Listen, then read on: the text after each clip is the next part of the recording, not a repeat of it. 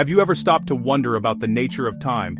It is a constant presence in our lives, a silent river that seems to carry everything along. We mark its passage with clocks, calendars. We feel it in the rhythm of our own hearts. We see its effects in the mirror each morning. This flow from past, through present to future, feels utterly real and unstoppable.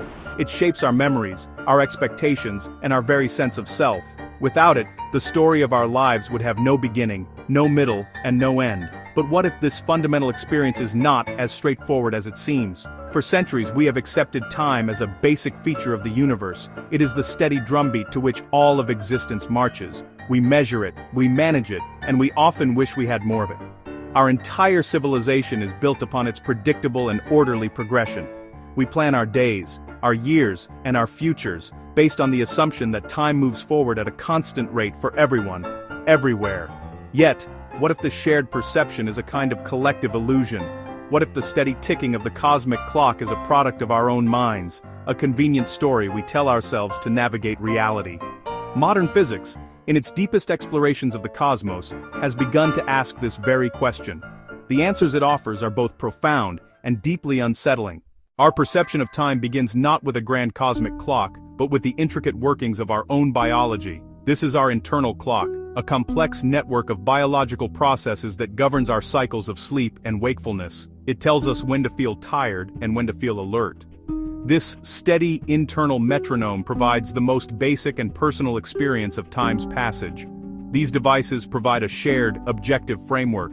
This combination of internal feelings and external measurements creates our everyday reality of time. We speak of time flowing or time passing, as if it were a tangible substance, a river carrying us from one moment to the next. We feel ourselves moving from a fixed past towards an open future, with the present moment being the thin, ever-moving line where we exist.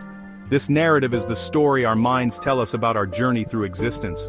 The ticking clock and our own heartbeat are physical events, but the feeling of time itself, the sense of a continuous forward-moving flow, is a psychological phenomenon. Our brain takes discrete moments, distinct events, and weaves them together into a seamless narrative of progression. Understanding this is the first step towards separating the time we feel from the time that physics describes. To begin our journey into what physics says about time, we must first travel back to the era of classical physics, a world magnificently described by the genius of Isaac Newton. In his monumental work, he painted a picture of a clockwork universe that was both elegant and profoundly intuitive. For Newton, time was absolute, true, and mathematical. It flowed in and of itself without relation to anything external. This idea of absolute time can be pictured as a single, immense and invisible clock that governs the entire universe. Its ticking is the same for everyone and everything, whether you are sitting still on Earth or drifting in the most distant corner of space. This concept was not just a philosophical preference, it was the bedrock of his mathematical framework. This perspective on time aligned perfectly with our everyday human experience. We synchronize our watches and organize our societies based on this shared, common-sense notion of a single, flowing time. In the Newtonian worldview, time was completely independent of space and matter. It was not affected by the movement of objects or the force of gravity. It was the silent and constant stage upon which the grand drama of the physical world played out. Let's consider a simple, everyday example to illustrate this classical view of time. Imagine a passenger drops a ball. You and the passenger disagree on the path the ball took through space.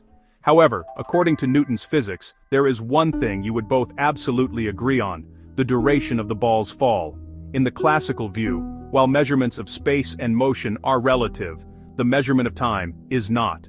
Time is absolute. This suggests that the universe has a definite state at any given moment. The present is a thin, moving slice that contains all of reality. For a long time, the Newtonian model of absolute time was the undisputed truth about the world. However, as the 19th century drew to a close, scientists exploring the nature of light found their results were puzzling. Maxwell's equations predicted that the speed of light in a vacuum was a constant, regardless of the motion of the light source or the observer. This directly challenged the Newtonian worldview. It was a crack in the seemingly perfect foundation of classical physics.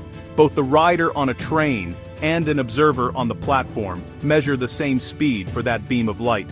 A deep and baffling paradox. If speed is distance divided by time, and light's speed is constant, then distance, time, or both, could no longer be the absolute quantities Newton imagined.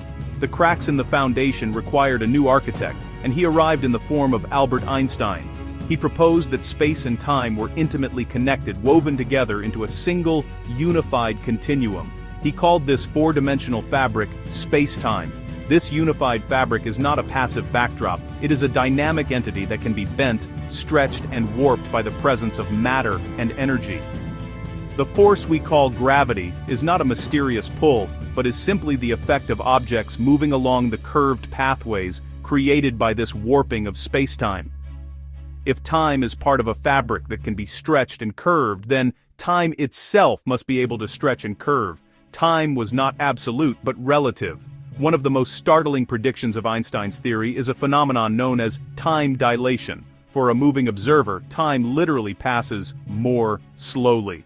Let's return to our train. An observer on the station platform would see that clock ticking much more slowly. Time itself would appear to be moving in slow motion for the traveler.